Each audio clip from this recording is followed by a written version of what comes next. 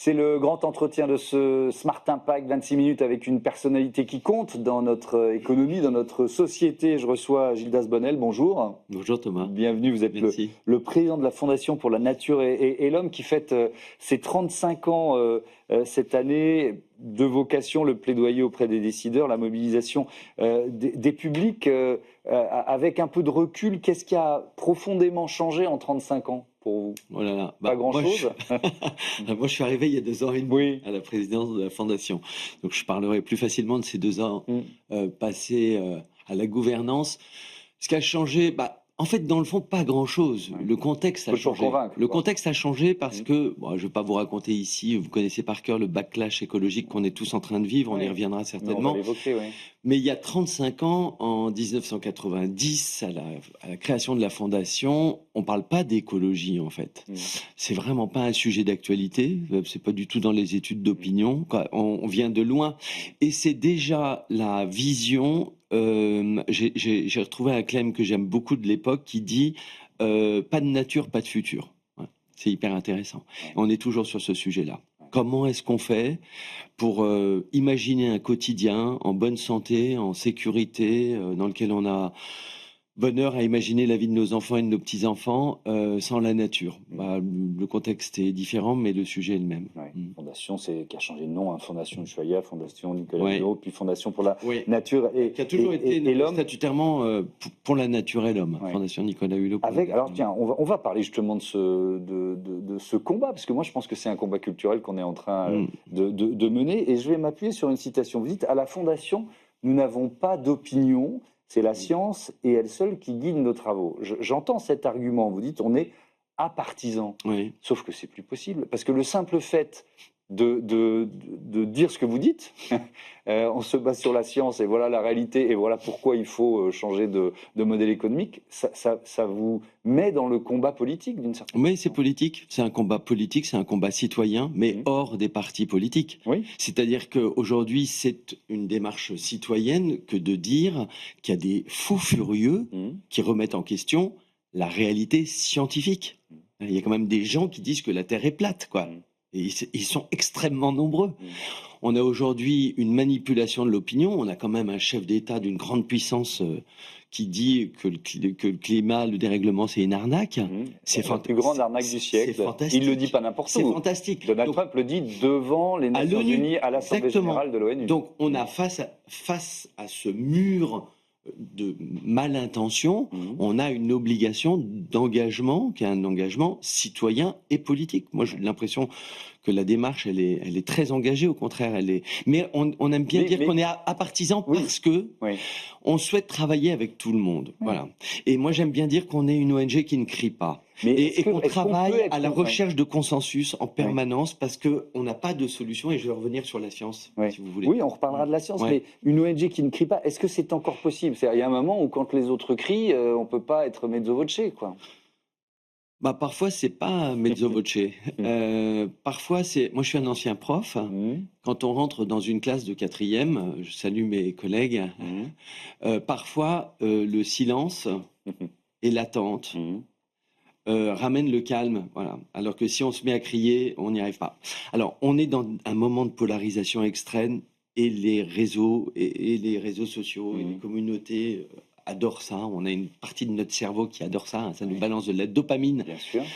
Quand on est énervé, mais notre intention, c'est pas ça. C'est justement de prendre le temps et de trouver le bon contexte. Ça, c'est de la communication. Le bon contexte, le bon cadre pour avoir le temps de déplier des arguments, d'analyser des faits, de partager. Les gens, ils ont besoin de savoir. Bien sûr. Ils ont envie de savoir. Il y a plein d'études sur la consommation. Je pense à l'étude Greenflex ADEME que moi je suis depuis 15 ans, où à chaque fois, les Français, ils disent « Moi, je voudrais consommer mieux, je voudrais vivre mieux, mais comment je fais ? J'ai besoin d'avoir des indicateurs. Donc, moi, je ne fais pas ça le doigt mouillé, j'ai besoin de faits. Et on en revient à la science. Voilà, exactement, on en revient à la science. Vous parliez, les scientifiques qui nous alertent depuis des décennies, depuis les années 70. Voilà, j'allais dire au moins 5 décennies. Ouais.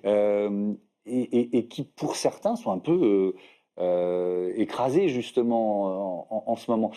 Je voudrais qu'on reste sur la notion de message et de communication. J'emploie souvent cette formule ici, dans cette émission, parce que j'en prends ma part.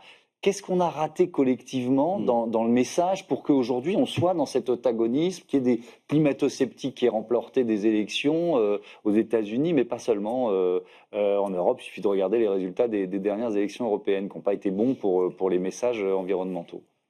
Je crois qu'on a 20 minutes ensemble, Thomas. Oui. La question, elle est tellement large. Qu'est-ce qu'on a raté? Qu'est-ce qui fait que je suis avec le vicomte de Bragelonne dans le métro pour venir, tome 3, et que je vois tous ces gens tête baissée sur TikTok et Instagram?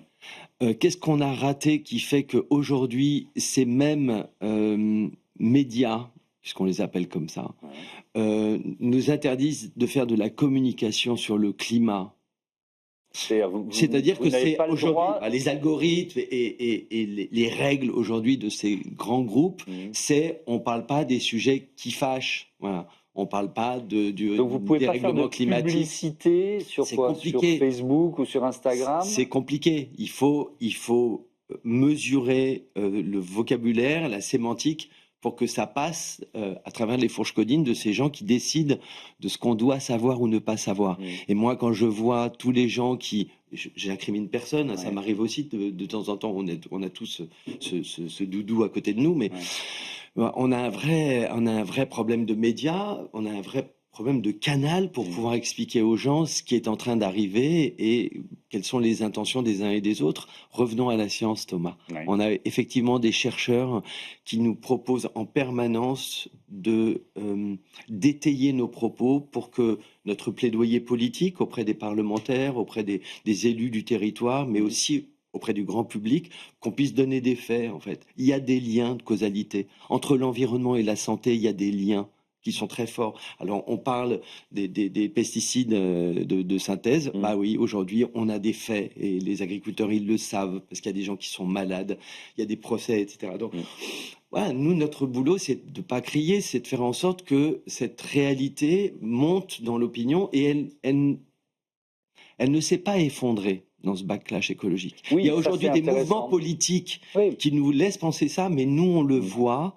Les réponses à nos appels, à nos études, à nos appels aux dons, etc., ça ne baisse pas. Donc, on a une voix dans l'opinion. Et puis, il ne faut pas se décourager. Évidemment. Et ici, on ne se décourage pas.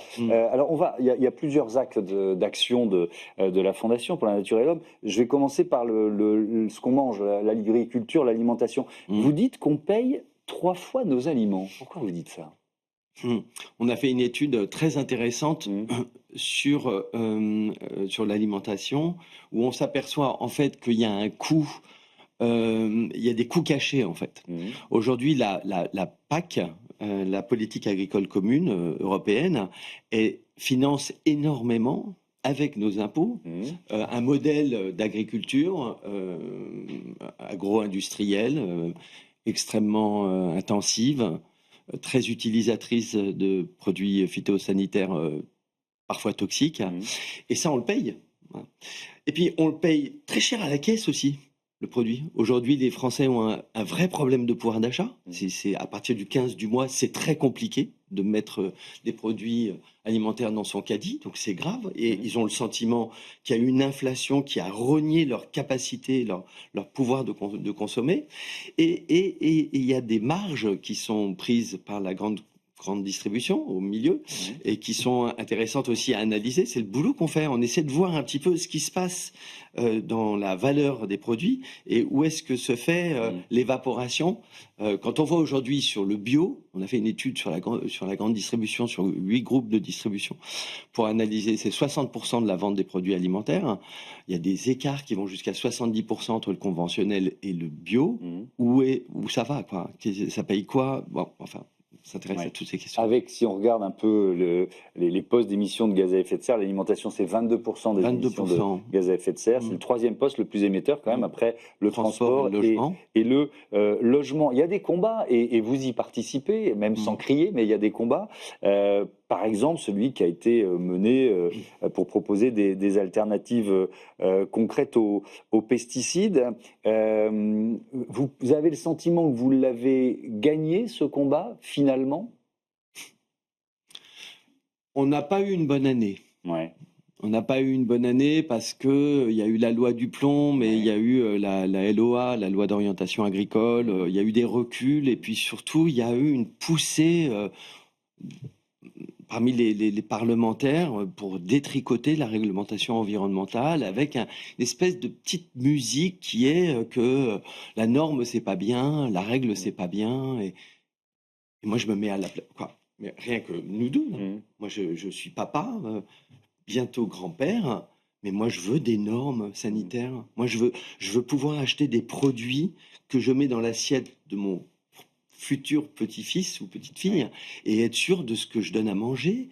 Je veux avoir des garanties, ça s'appelle de la norme, et on a perdu beaucoup de choses là-dessus. Mais on a eu des victoires aussi. On a entre autres, allez, en positive, allons-y. En positive, on a maintenu dans la loi, alors qu'il y avait une proposition de loi pour détricoter, on a maintenu dans la loi l'objectif de 21% de terres agricoles en bio. C'est pas rien. Hein. D'ici 2030. Oui, c'est pas rien. C'est rapide. Absolument, c'est rapide.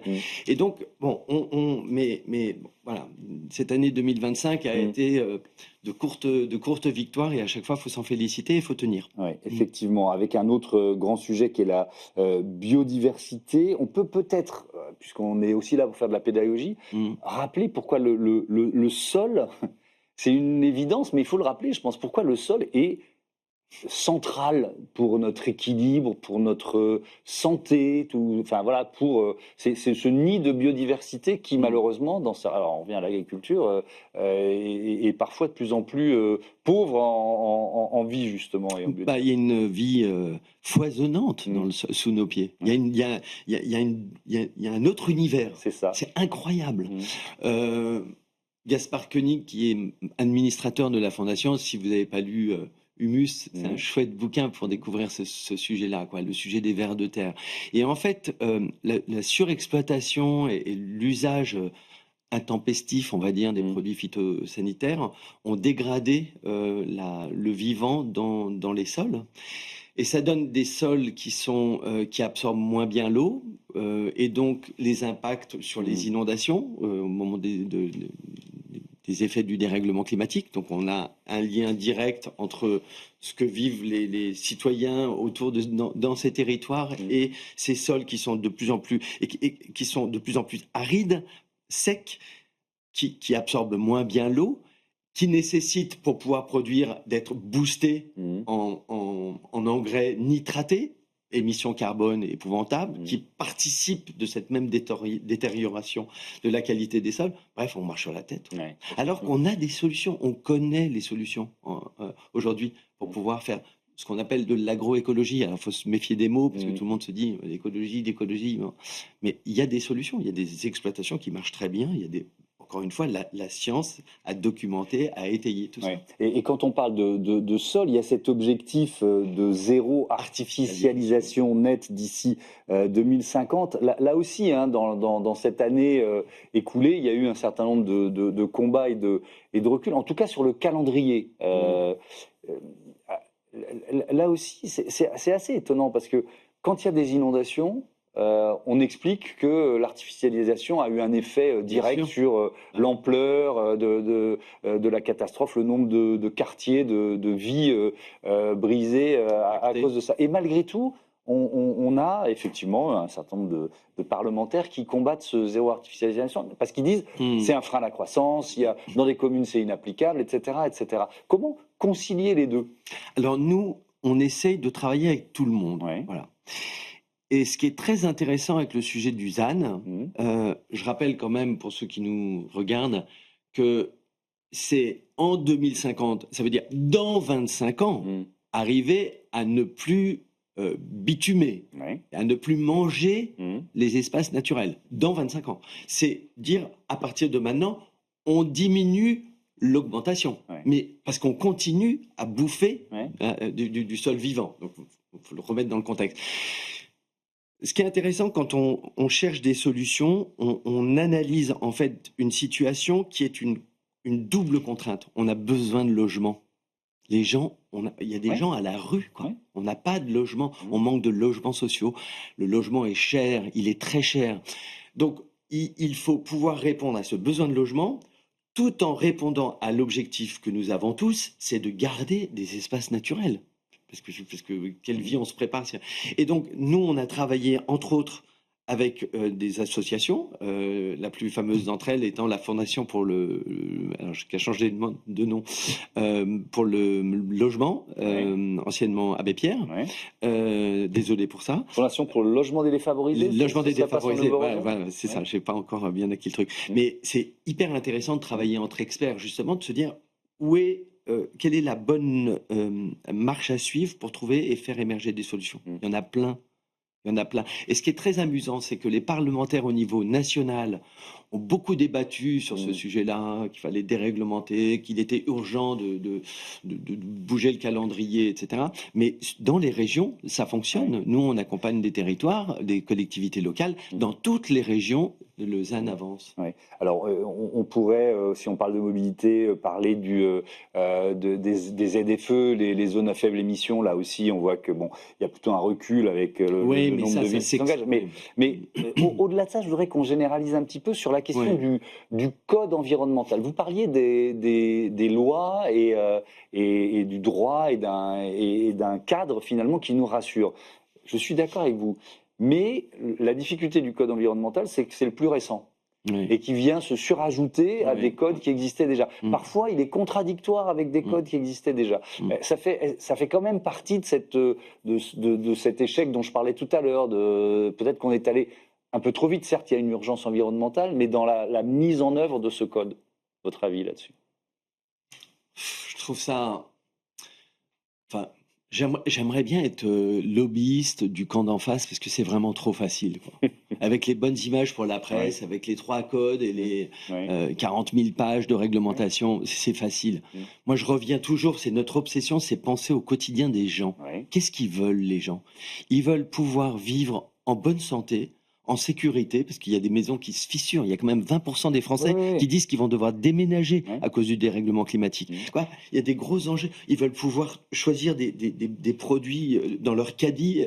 Donc, on est en train de manipuler un peu tout ça. Je suis d'accord avec vous, mais si on revient aux agriculteurs, ils vont nous dire que sur les haies, il y a 12 réglementations différentes, que c'est UPS, etc. Oui, mais on n'est quand même pas co-responsable du millefeuille administratif qui a produit cette réglementation débridée. Bon, il faut que quelqu'un range la chambre, quoi.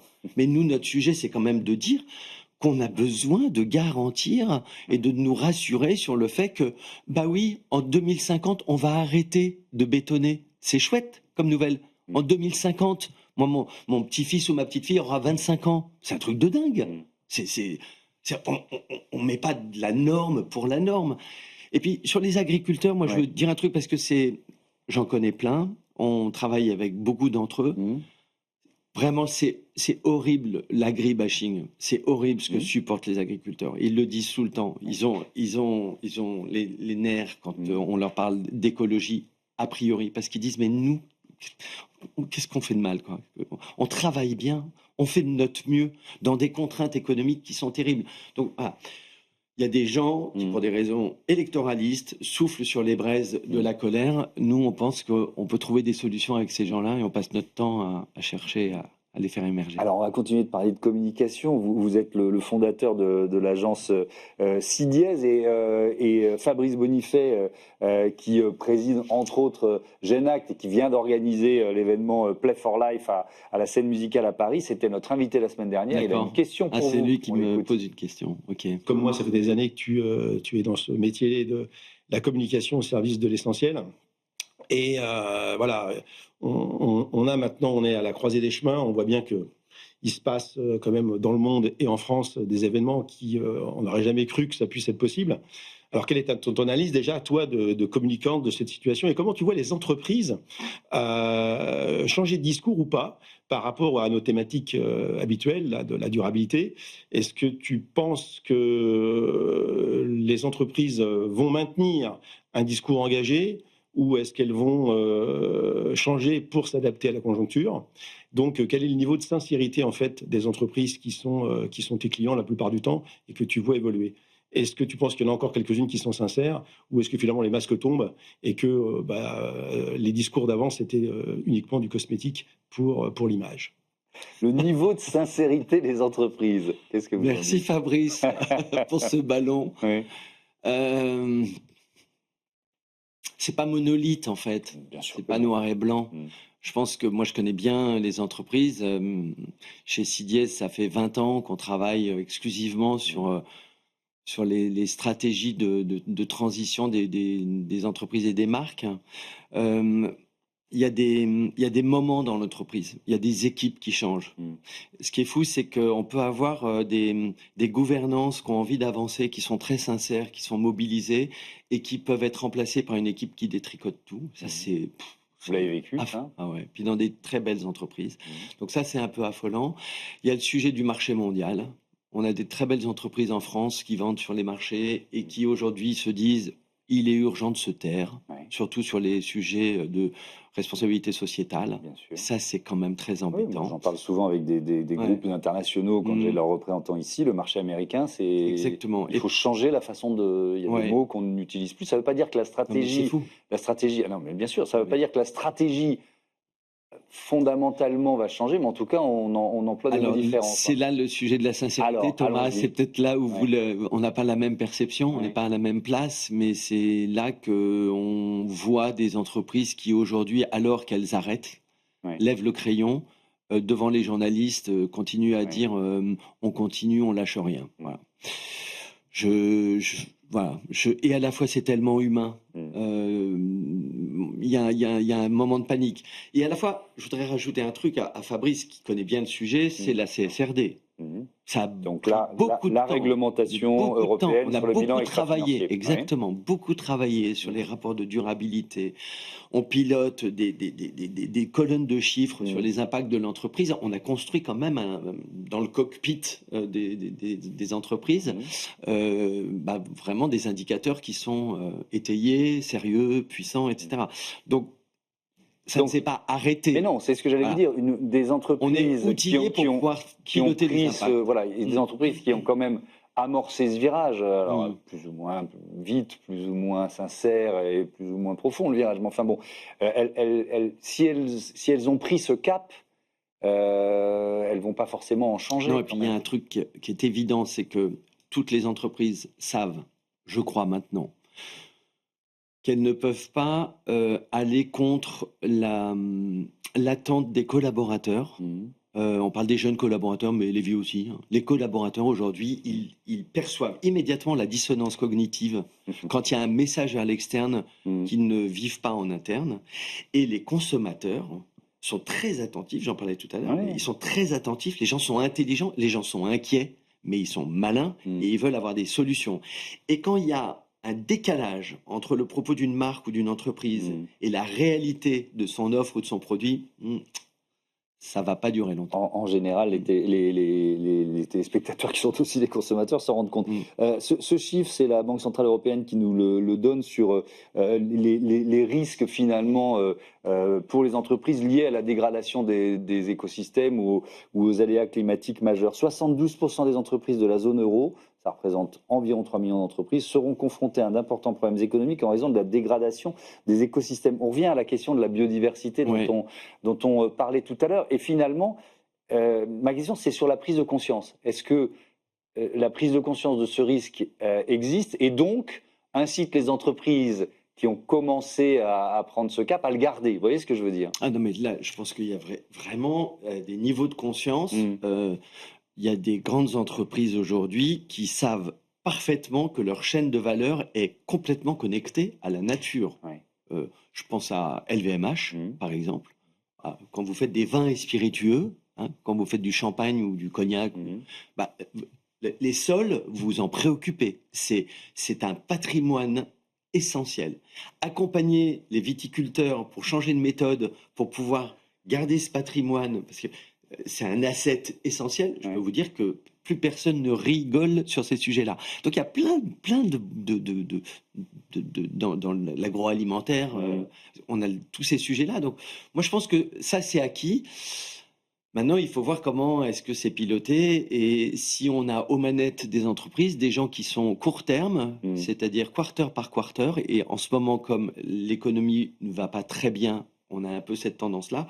Ou s'il y a des gens qui regardent le temps long en se disant on a des assets qui sont essentiels et la nature en fait partie. Merci beaucoup, Gildas Bonnel. C'était passionnant. Je vous dis à J'étais bientôt ravi. Merci Thomas. sur Be Smart for Change. Et c'est l'heure de notre rubrique Startup tout de suite.